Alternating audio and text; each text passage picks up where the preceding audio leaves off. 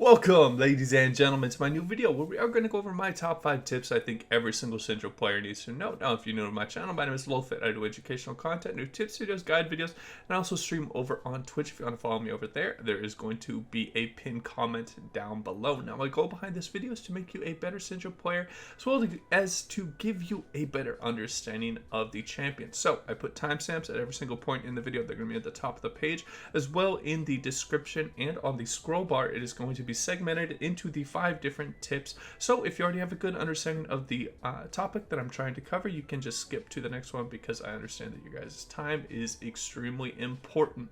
So I'm a bit limited with this format with only doing 5 tips. So make sure to comment down below. If you're an experienced Syndra player, I'd love to hear your thoughts and maybe help out some other people that are coming to the video. So with all that out of the way, let's jump into the first tip. Alright, and jumping into tip number 1 for Syndra, I want to go over 2 different things that are in her stat sheet that are extremely important for newer players to understand. First up, it is going to be very attractive to max your W second when you are playing Syndra because it gives you a little bit of extra damage, gives you that true damage that can be kind of cool, but you really need to be maxing E second. First up, it gives you a better cooldown on the stun, and getting off more stuns in team fights is going to lead to more one team fights over just a little bit more of extra true damage when you are playing Syndra, as well as giving it a wider width when you are shooting it out. It is going to be able to stun more people and is going to provide picks, which really Syndra thrives on and really helps her carry a lot of these team fights in games. Next up, Syndra's win rate by game length. I just want to show you guys the overall power and how it plays out when you are on Syndra. Now, she has an extremely high win rate when she is in the 0 to 25, the 25 to 30, and then she takes a huge dipping all the way down to 51st from 20th, which is a huge change of the power that she is going to have at that certain time. So the 30 to 35 minute and the 35 to 40 minute. This is, I really think it comes down to Syndra struggles a little bit to get some of those solo picks because a lot of people are grouping in team fights, and sometimes it is a little bit harder to execute in those team fights when you are playing Syndra. But however, the win rate goes really high up into the 17th best champion in the 40+ minute games because of the really long death timers that come along with that kind of game time, and her ability to pick is going to be extremely important when you are playing Syndra. And that is going to wrap up tip number 1.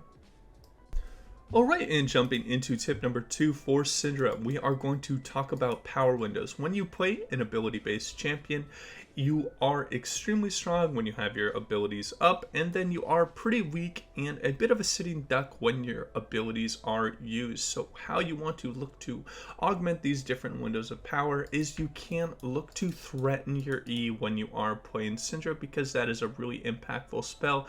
Just being around your Q and looking like maybe you're trying to position a stun on them, a lot of the times you can zone the enemy off minions if they are in a tough situation without having to commit that rather large cooldown of the E on the enemy if you are uncertain of where the enemy jungler is and you want to keep that to prevent the gank from going off. So sometimes if there is maybe a cannon minion, you want to zone off an enemy champion from throwing out a Q and looking to just angle it in a way where you are looking to stun them is going to be a great way from really lowering the CS numbers and the overall resources going into the mid lane. So always look to use these different ability power windows when you are playing Syndra, because it is going to allow you to really augment the lane and the CS differential in a very strong way, because this is one of the strongest times when you are playing Syndra, is in that early and mid game laning phase, when you can really just burst out enemy champions. Make sure that you are taking full advantage of everything that your kit has to offer. And that will wrap up tip number 2 for Syndra. Alright, and jumping into tip number 3, I want to talk about the archetype of a burst mage when you are playing Syndra. There are a couple things that you should really keep in mind when you are playing a burst mage, and one of the first things that I think is extremely important is your ability to really burst out objectives and really look to get quite a few steals when you are playing Syndra, because you can throw a insane amount of damage all at once and really look to screw up the smites and objectives that the enemy is looking to afford. So a decent combo that you can look to use when you are looking to just throw out a lot of damage at the same time would be having a ball ready with your W, doing your WQE, and that is right there. That was about, what, 2.3k damage, which is extremely large and a lot of damage being thrown out. It will be very hard for the jungler to account for that thing.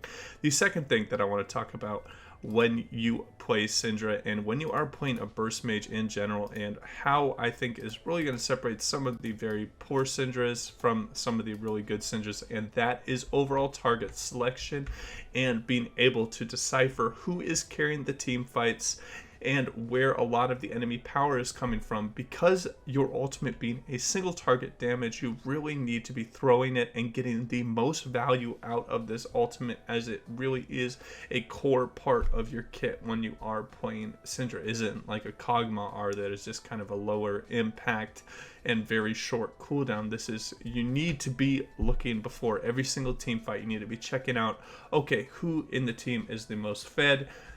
Maybe there was a Lee Sin that went 7-0 in the early game, and then your team's just feeding a Lee Sin over and over again. But you notice, hey, this Corki just got a 3-item power spike, and he has a lot of crit. Even though that the Lee Sin might have a better score line than the Corki, you really want to be focusing that Corki, because he's going to have an overall higher effect in those team fights if he is left alone and being able to auto anyone on your team. So make sure that your target selection is on point. I can't tell you how important decision making is on Syndra, as she is very immobile, so positioning is going to be important, as well as overall ability usage is going to be very important. And that will wrap up this tip for Syndra. Okay, and getting into tip number 4 with Syndra, a extremely important thing that you guys really need to understand, and is that Syndra is a pick champion. How do we really amplify the power of pick champions? That is with vision denial and vision control when you are playing her. So make sure that there are a couple ways that you can look to abuse it. You want to find a high traffic area. You want to either sweep it out with your sweeper, with a control ward, or with the Scryer's Bloom. So this is going to allow you to get a very free combo on a unsuspecting champion that is going to be walking in a very basic pattern, because they are very rarely going to look to dodge. Now, a lot of you are going to say in the comments, probably, this is a really basic thing that every single Syndra player already knows. This, I very rarely see pick champions doing this consistently in their games, particularly with, I see so many people are like, oh, I do so well in my laning phases, but my teams always feed. A great way when you are ahead in lane and you are really looking to affect the map is by setting up these types of vision plays in the enemy jungler and waiting for the jungler. As a mid laner, you will be a higher level than the enemy jungler, and you should be able to look to burst out the enemy jungler and really prevent them from taking high value camps like their red buff. So you know that they are going to be coming in that area, and sweeping it out is going to just really set you up in a great spot, because it's going to put the enemy jungler behind and allow your jungler to really affect the map in any way possible unchallenged. So that is a really basic vision trap that you can look to do, just sitting around these just high objective or high value objectives. Second, falling into Fog of War and feigning a roam to mid lane is going to be a very easy way to set up another type of vision trap on the enemies. Now, this doesn't work all the time when you are feigning, particularly when you're playing a pick champion. People are a little bit more cognizant of it, but I would say there's maybe a 20 or 30% chance you can invest 10 to 15 seconds of doing a feign roam when the enemy is already pushed in and you aren't missing any minions. You might as well duck into Fog of War and see if they take a unsafe route like that one would be, to try and match your roam. And then even you can do a feign roam, and then when you are going up here, you can look to use your sweeper and they will look to follow maybe a bit of a safer route, and you can look to stick right here and jump on them with your full combo there. So these are a couple different ways you can really look to snowball your game, as well as deny the impact that an enemy jungler can have. And nothing sows more discord in the enemy team when you can get a jungler getting mad at the laner for not following the lanes into his jungle, because he is really going to feel handicapped if the enemy laner is destroying him inside of his jungle. So that will wrap up this tip for Syndra. Alright, and getting into the final tip with Syndra, I wanted to talk about the itemization choices and the rune choices. Now, a great thing about Syndra is she is pretty flexible outside of just some of really key things that you should be looking to have when you're playing Syndra. First of all, Electrocute is an absolute must in my opinion. There might be some arguments for some other ones, but right now I think Electrocute definitely is optimal. Now, to have a little bit more of sustain in lane, Taste of Blood and Ravenous Hunter can be quite effective. However, if you are in a very comfortable matchup where you feel like you are under very little threat, it might be advantageous to do something like a Cheap Shot and maybe a Ultimate Hunter. But this is really up to you and can really change from game to game. Second, with these secondary runes, you can do a couple of different things. If you want a little bit of sustain, maybe you want to have some early game biscuits, you can do the Inspiration secondary. However, I like the Sorcery secondary with the Mana Flow band. Gives you a little bit of a bigger mana pool and regen to work with, as well as a bit more CDR. However, if you're playing against a high burst mage, maybe you're playing against something like a Veigar, it might benefit you to get something like a Nullifying Orb, but this is kind of my go-to rune set at the moment. Second, with the itemization and your extremely high base damages when you are playing Syndra. Whenever you see a burst mage with high base damages is extremely important. Early spell pen really helps you carry those early and mid game fights and can really provide you a lot of early game punch that a lot of people are not going to be expecting, and provide that one shot potential on the very squishy target. So going the Ludens and then a Sorcerer's Shoes, Oblivion Orb, these three essential items are just going to provide you with a large amount of pressure in the early and mid game.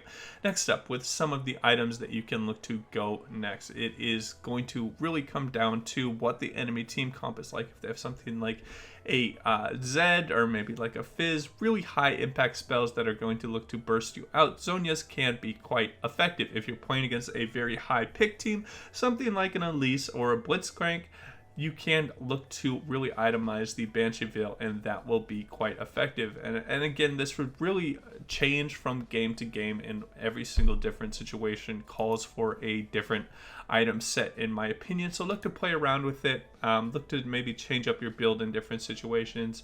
Maybe if there's 4 tanks running around and somehow you got stuck playing Syndra into all those annoying tanks, sometimes it might be beneficial to go a Liandry's Torment. And then obviously playing against a lot of magic resist, Void's Staff is good, and then Rabadon's is just a great overall item when you are playing Syndra. And if you are playing against a team that is extremely reliant on a single champion, say something like a Juggernaut composition, it can be very good to get something like a Spellbinder that synergizes extremely well with your just your one-shot combo that can really do a lot of damage in very quick succession and take advantage of that small window of power that is provided by that item. So that will wrap up my final tip for Syndra. If you guys have any questions, you can hit me up in the comments down below, or you can check out my Discord that is going to be linked in the pinned comments. And as always, guys, take it easy.